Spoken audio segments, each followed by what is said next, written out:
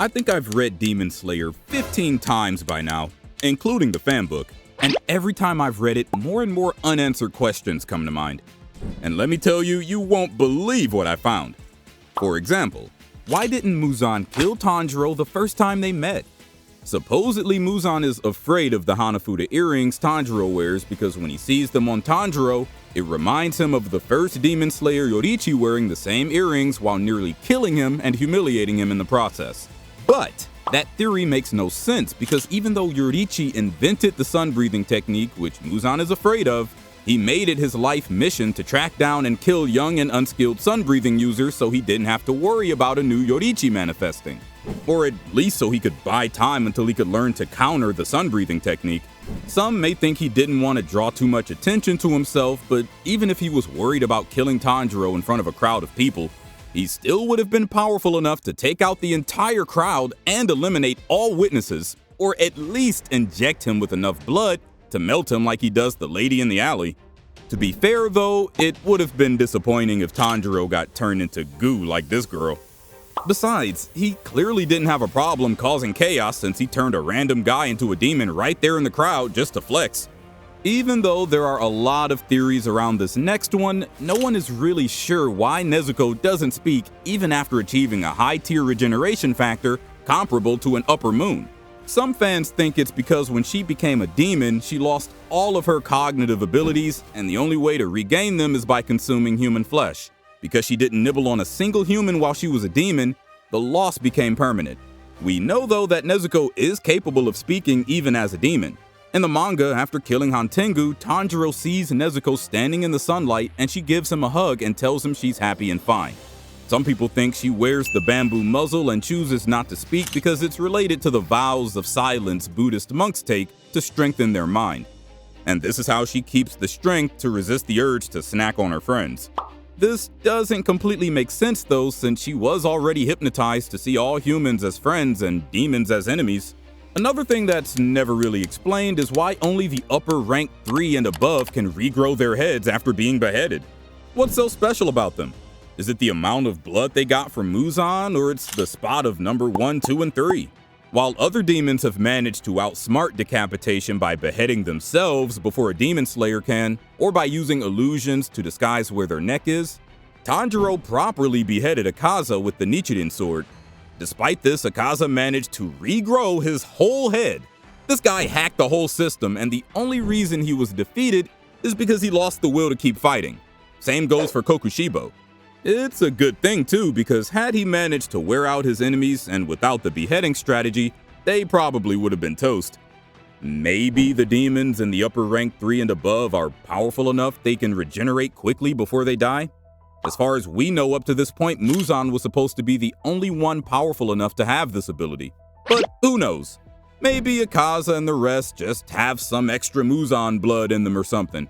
At the end of the day though, this just doesn't make sense and doesn't line up with everything the lore has told us. Now this next one really doesn't make any sense. Why didn't Tamayo tell anyone about Yoriichi? Especially Tanjiro, who's literally wearing earrings that turn him into a target. Yoriichi saved Tamayo from Muzan and saw firsthand how capable he was. You would think that she would tell Tanjiro and the other demon slayers about what she knew, so that they could use the information against Muzan. Some people think she literally just forgot over the 480 years in between meeting Yoriichi and the Demon Slayers, and didn't realize the significance of the Hanafuda earrings. But considering Yoriichi saved her from Muzan's curse, you would think she would still remember. It could be that she doesn't really trust the Demon Slayers, but she would likely know that the Demon Slayers are her best bet for defeating Muzan, who she clearly states that she despises and wants to see defeated. Besides that, she works pretty closely with Tanjiro and clearly trusts him, so there really is no reason for her to leave out such an important detail. If this isn't a plot hole, then it means Tamayo's motivations might be pretty sus. But this really doesn't line up with her character or story. Plus, it would be like setting up for a betrayal that never happened. Who knows? Maybe the writers were going in that direction and then changed their mind. Really, the only good explanation for this one is that someone forgot to patch up that plot hole. And apparently Tamayo isn't the only one with memory problems either. When Hantegu was battling Tanjiro along with the other emotion demons, he saw Tanjiro's flaming red sword and realized that it was just like the red sword Yoriichi used in Muzan's memories. He also remembered Yoriichi's appearance and confused his image with Tanjiro's. The same thing happened to Daki. When she encountered Tanjiro, she had a flashback of Muzan being lectured by another demon slayer with the same scar and Hanafuda earrings that we know to be Yoriichi, although she didn't recognize the sword or the man. So, if both Daki and Hantegu shared Muzan's memories, how come Daki didn't know Yoriichi nearly killed Muzan, but Hantegu did when they both saw Yoriichi so clearly?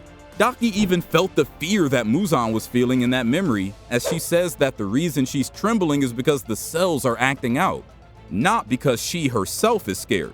Unless, of course, that's just an excuse. It wouldn't really help her cool demon cred if she was shivering at the sight of a demon slayer. Maybe the demons can only recall some of Muzan's memories? And the memories vary from demon to demon? We'll probably never really know. Too bad Koyoharu Gotoge didn't have a shared memory, or maybe she would have remembered to fill in that plot hole. Another question we didn't receive an answer to is why no one noticed that Yoriichi Type 0 and Tanjiro wear the same earrings. For some reason, most of the unanswered questions are about Yoriichi, huh? When we first saw Yoriichi Type 0, we got an explanation from Kotetsu that it's a doll that's based on a real swordsman that was so good that the only way to mimic his movements is to give him 6 arms. No one thought about connecting the doll's earrings to Tanjiro's earrings? Maybe Kotetsu's mask prevents him from having common sense? I don't know. Finally, when Muzan turned Tanjiro into a demon, Tanjiro's hand and eye had been injured during the battle. Tanjiro was literally dying too. Like, look at this guy. He's not doing okay. He seriously took a bunch of poison to the face, and I feel like I need some demon regeneration when I get shampoo in my eyes.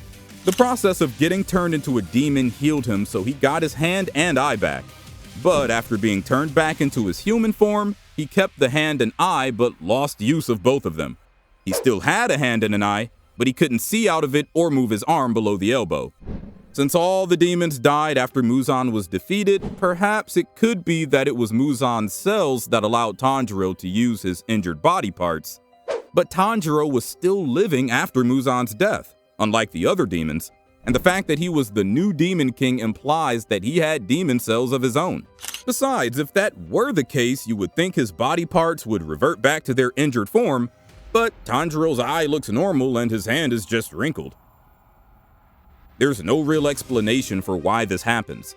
But whatever the reason, Tanjiro apparently must live with a wrinkly old man's hand for the rest of his life. Gross.